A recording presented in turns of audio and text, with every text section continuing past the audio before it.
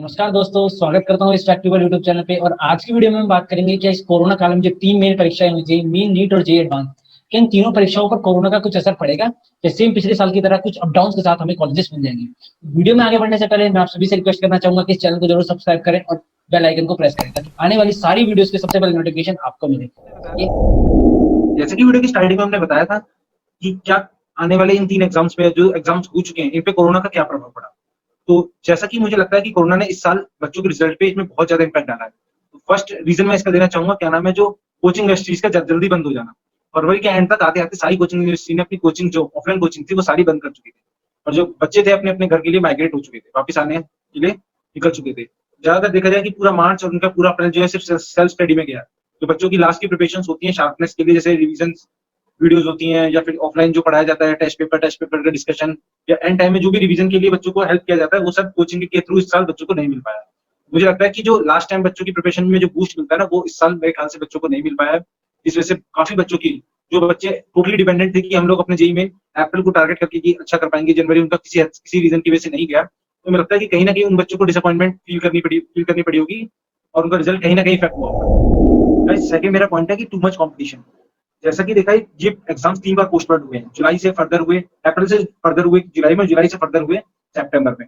तो इनमें से जो 12 पास बैच के बच्चे थे उनको ज्यादातर, और जो 12 के बच्चे थे, वो पहले क्या होता था कि बोर्ड्स के पेपर होते थे 25-26 मार्च तक खत्म होते थे, 4-5 अप्रैल या फिर अप्रैल के 10 तारीख से पहले पहले एग्जाम चेंज हो जाता था। इस बार क्या है, 12 के बच्चों को भी रिवाइज करने का ज्यादा मौका मिला और 13 के बच्चों को तो एक्सटेंडेड 2 से 4 महीने मिले ही।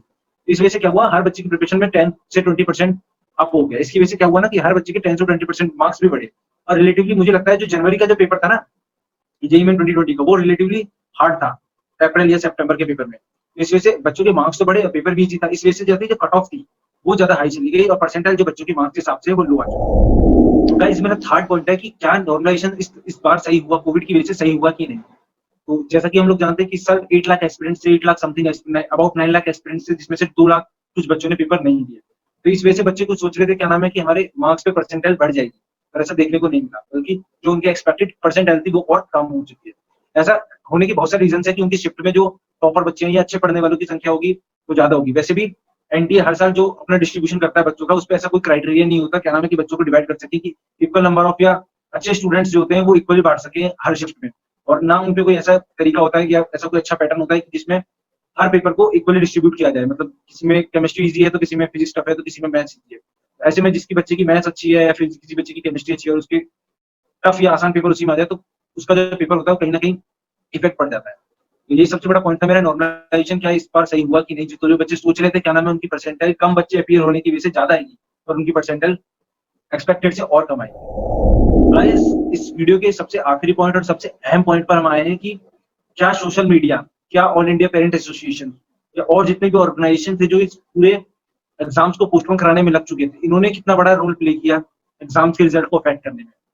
तो जैसा कि पहली बार पोस्टपोन हुआ था कि अप्रैल में कि जुलाई में होगा, बच्चों ने क्या किया था कि जुलाई की लास्ट वीक में आते आते या जुलाई के फर्स्ट वीक में होना था, बच्चों ने क्या किया था कि जून के आखिरी में आते आते गवर्नमेंट ने लेट डिसीजन दिया था, क्या नाम है, कि फर्दर पोस्टपोन होंगे सितंबर में। तो उस टाइम बच्चों को ज्यादा एफर्ट्स डालने नहीं पड़े थे, क्योंकि उस वक्त कोविड में भी स्पाइक था और अभी भी कोविड में स्पाइक है ही। पर उस टाइम सरकार को ये डर था कि शायद आगे की जो सिचुएशन है शायद वो अंडर कंट्रोल आ जाए। तो उन्होंने बिना कुछ सोचे समझे या फिर आराम से ज्यादा लंबा नहीं सोचते हुए उन्होंने पेपर को फर्दर पोस्टपोन कर दिया।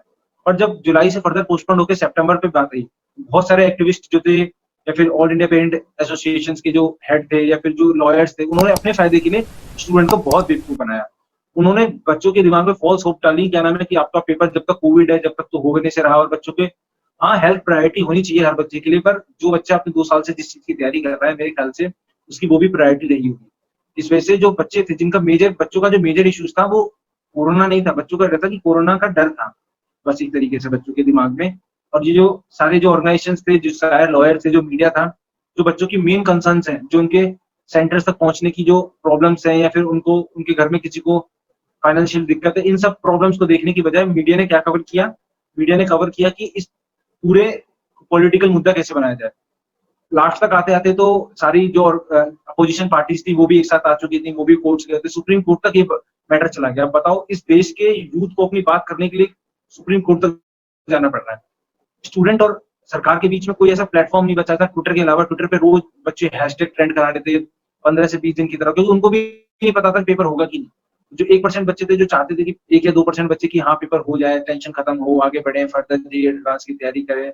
वो लोग तो अपनी प्रिपरेशन में थे, उनको फर्क नहीं पड़ता था कि हमें पेपर होगा तो भी उनके उतने ही नंबर आने थे, पेपर ना होता तो भी उनके उतने ही नंबर आने थे। पर जो उससे थोड़े से नीचे परसेंट आते हैं ना बच्चे, जो अराउंड 50-60,000 रैंक आती है जिनकी जेईई में, उनको अपनी प्रिपरेशन को शार्प करना था ताकि वो अंडर 20,000 अंडर 10,000 में आ सके। तो वो जो बंच ऑफ स्टूडेंट बच्चे थे ना, वो इन सब में सोशल मीडिया के ट्रेंड में फंस के रह गए। वो जो उनकी डिस्ट्रैक्शन थी आसपास, वो उसमें सारे यूट्यूबर्स इस चीज का ज्यादा फायदा उठाने लग गए, अपने व्यूज बढ़ाने के लिए कुछ भी वीडियो, कुछ भी रीजंस दे रहे हैं बच्चों के लिए। जो कंसर्न, मेन कंसर्न था बच्चों का, क्या नाम है, कि प्रिपरेशन कैसे की जाए इस कोरोना के दौरान, इस चीज पे किसी ने ध्यान नहीं दिया। बस बच्चों को एक तरीके से इस पूरे जाल में फंसाया गया कि हम इसका कैसा बेटर यूज कर सकते हैं अपने लिए। और बच्चे 18-19 साल में, मेरे को लगता नहीं बच्चे इतना सोच पाया। उसको तो बस यही लगा था कि पेपर फर्दर पोस्टपोन करना ही मेरे लिए अच्छी बात है, क्योंकि अब देखो कोरोना के अब भी केस, क्या नाम है, पर डे 90,000 प्लस केसेस आ रहे हैं, और फिर भी अब एग्जाम हो गया और बच्चों को ऐसा हमने कहीं सुना नहीं, सारी एसओपीज फॉलो हुई, जो नहीं हुई वो अलग कंसर्न है। और उस टाइम बच्चों को ये भरोसा दिलाना कि तुम्हारा पेपर पोस्टपोन हो जाएगा, तुम चिंता मत करो, और तुम्हारे पास एक और साल है, या फिर तुम हेल्थ पे इश्यूज, हाँ हेल्थ एक अच्छा कंसर्न है सोचने के लिए एग्जाम से पहले, और हमें एग्जाम्स को भी पूरी प्रायोरिटी देनी चाहिए थी। उस टाइम बच्चों को अगर हौसला देते, मोटिवेशन देते कि आप अपनी सिर्फ प्रिपरेशन पे ध्यान दीजिए, ये सब जो काम है सारी ऑर्गेनाइजेशन का काम है, ऑर्गेनाइजेशन आपको उसी वेलफेयर में रखे सोच रही है, क्या नाम है, कि बच्चों को, ज्यादातर बच्चों का लॉस भी ना हो जाए, बच्चों को कोरोना वायरस भी ना हो, पर बच्चों के एग्जाम्स भी हो जाए, बच्चों का एकेडमिक ईयर भी बच जाए। तो बच्चों को एक ही साइड में, एक साइड से ऐसा दिखाया जा रहा था, क्या नाम है, कि बच्चे पोस्टपोनमेंट के चाहते हैं। बच्चा, कुछ बच्चे थे जिन्होंने अगेंस्ट द पोस्टपोनमेंट के लिए भी पीआईएल फाइल की थी, जो जीते भी थे।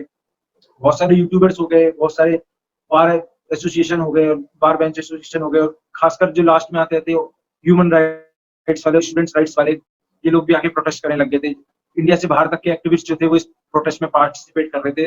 एंड तक आते आते सिर्फ ये पॉलिटिकल मुद्दा बन गया। जो बच्चों का मेन कंसर्न था, क्या नाम है, कि अपने सेंटर्स तक कहाँ पहुंचे, फाइनेंशियल दिक्कत जो थी, जो बच्चों की प्रिपरेशन में इतने टाइम से, जो प्रिपरेशन में लगी थी, मुझे कमी आई होगी 4-5 महीने में, जो वो चाहते थे कि बूस्ट हो जाए, उसमें क्या हुआ, उसमें और कमी आई। बच्चों को इतने डिस्ट्रैक्शन मिल गए, क्योंकि इस कोरोना काल में ना तो किसी की क्लासेस चल रही थी, ऑनलाइन क्लासेस के नाम पे जो हो रहा है वो आप सभी को पता है। टेस्ट पेपर जो हो रहे थे वो एनटीए, एजुकेशन मिनिस्ट्री ने एनटीए अभ्यास टेस्ट पेपर लॉन्च तो किए थे, पर उन एनटीए से, क्या नाम है, वेरियस जो थे उसके टेस्ट पेपर सोल्यूशन में वीडियो सोल्यूशन कुछ प्लेटफॉर्म प्रोवाइड कर रहे थे, पर बच्चों को जो एक ऑफलाइन में मजा आता है टेस्ट पेपर देने के बाद, जो उनकी रैंक आती है, या जो फिर उनको उसके बाद टीचर के साथ जो उनका इंटरेक्शन होता है, उस चीज को खासकर बच्चों ने मिस किया। और उसके बाद हम जैसे जैसे देखेंगे, क्या नाम है, जैसे जैसे एनटीए अभ्यास टेस्ट खत्म हुआ, उसके बाद भी बच्चों की प्रिपरेशन थी वो अच्छी से नहीं हो पाई। जो बच्चे चाह रहे थे कि हमारी प्रिपरेशन, क्या नाम है, जनवरी में नहीं हो पाई है, हम उसको, क्या नाम है, एट द एंड लाके कि अप्रैल के जेईई मेंस में या सितंबर जेईई मेंस में अच्छा करेंगे, उन बच्चों के लिए डिस्ट्रैक्शन बहुत ज्यादा हो गई थी। ना एग्जाम्स हो रहे थे, ना वीडियो क्लासेस हो रही थी। बच्चों के लिए पढ़ने के लिए कम रीजन थे, ना पढ़ने की ज्यादा रीजन। अब ये एज ही ऐसी है, क्या नाम है, कि बच्चों को क्या डिसाइड करना चाहिए, क्या डिसाइड नहीं करना चाहिए, बच्चों को इस चीज में पता नहीं लगता।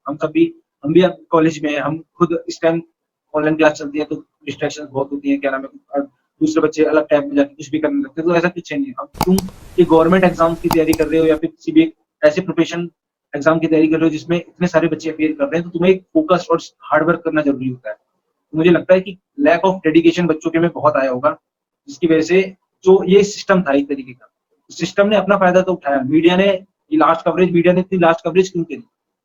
ऊपर से जो सुप्रीम कोर्ट की जो दलीलें थी, या सुप्रीम कोर्ट का वर्डिक्ट था, वो इतना लेट क्यों आया? सारे अपोजिशन लीडर इतने लेट क्यों आए? क्यों? इन सबको पता था, क्या नाम है, अगर हम अभी पहले से स्टैंड ले लेते तो शायद बच्चों की डिमांड पूरी हो जाती। इन्होंने लास्ट में स्टैंड इसी वजह से लिया ताकि बच्चों की डिमांड भी पूरी ना हो और हम उनकी सिंपैथी भी मिले। एक सारा तरीके के जाल था जिसमें बच्चे फंसे, और फायदा क्या हुआ? एडमिनिस्ट्रेशन वालों को। इसमें मिनिस्ट्री ऑफ एजुकेशन वालों को कुछ घाटा नहीं हुआ, ना कुछ फायदा हुआ। अपोजिशन पार्टी है, आई, सिंपैथी ले आई, और बच्चों को लगा होगा कि हाँ यार, सारी अपोजिशन पार्टी हमारा साथ दिया, ये वो। मीडिया है, मीडिया एंड तक आते आते उन्होंने बहुत साथ दिया, पर एट द एंड बच्चों को रिजल्ट चाहिए था। क्या नाम है, बच्चों का जो बच्चे कह रहे थे, क्या नाम है, उनका करियर बर्बाद हो जाएगा या ये हो जाएगा, तो उनकी प्रिपरेशन में लैग की वजह से भी तो करियर बर्बाद हुआ है एट द एंड। कुछ बच्चों के रिजल्ट काफी अच्छे आए हैं जनवरी से लेकर सितंबर पर, तो कुछ बच्चों की जो प्रिपरेशन है वो काफी हद तक गंदी भी हुई है। तो यही मेरा जो मेन कंसर्न था, क्या नाम है, जो सोशल मीडिया का, मैं तो कहता हूँ एक ट्रेंड था, एक सोशल मीडिया का एक तरीके से ट्रैप था, जिसमें बच्चे फंस के और बच्चों ने अपना जो था वो लॉस करवाते हैं। तो इन्हीं सब पॉइंट्स के साथ हम वीडियो खत्म करते हैं। और आप सभी को पता होगा, क्या नाम है, ये जो मैंने पॉइंट्स आपको गिनवाए हैं, ये आपने कुछ ना कुछ पास्ट 3 से 4 महीने में फील किए होंगे। अगर आपको कोई नया पॉइंट लगता है कि इसमें सरकार या इसमें स्टूडेंट्स की कुछ गलती होगी तो कमेंट सेक्शन में जरूर बताएं। और इसी तरह इस वीडियो को खत्म करते हैं। अगर वीडियो आपको पसंद आई हो तो लाइक करें, शेयर करें अपने दोस्तों के साथ, और जितने भी जेईई एस्पिरेंट्स हैं, कम से कम नीट एस्पिरेंट्स हैं, उन तक फैलाएं ताकि उनको सच्चाई पता लगे कैसे उन बच्चों का यूज हुआ है। और आगे तक हम सतर्क रहें, सावधान रहें इन सब चीजों से, सिर्फ अपनी प्रिपरेशन पे ध्यान दें, अपने डेडिकेट होकर एक ही पाथ को चूज करके करें। और जाते जाते दोस्तों इस चैनल को सब्सक्राइब करना मत भूलना। मिलते हैं अगली वीडियो में जल्दी। नमस्कार।